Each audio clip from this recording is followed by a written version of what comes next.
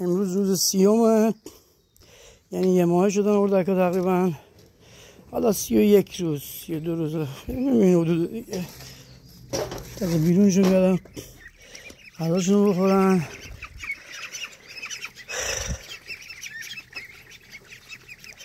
چهارده تا به جمعشون اضافه شدن و کوچیکا 14 تا جدید هستن که 2-3 روز تو قرنطینه بودن.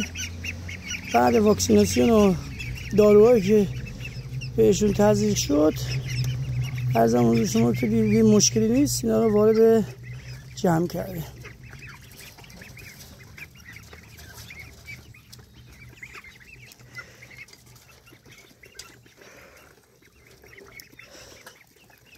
علوفه هم که دونی هم که براشون استفاده میشه، دونه رشد یکه که الان برای کمک حال شدن چون خیلی بالا رفت، کیلویی 43,000 تومان شد.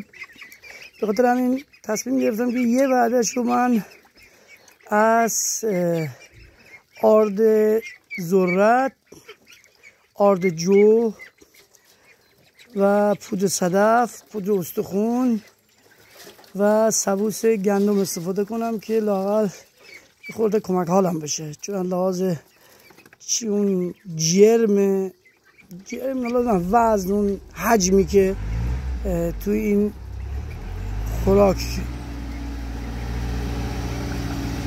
تهیه میشه اون معده‌شون رو پر میکنه.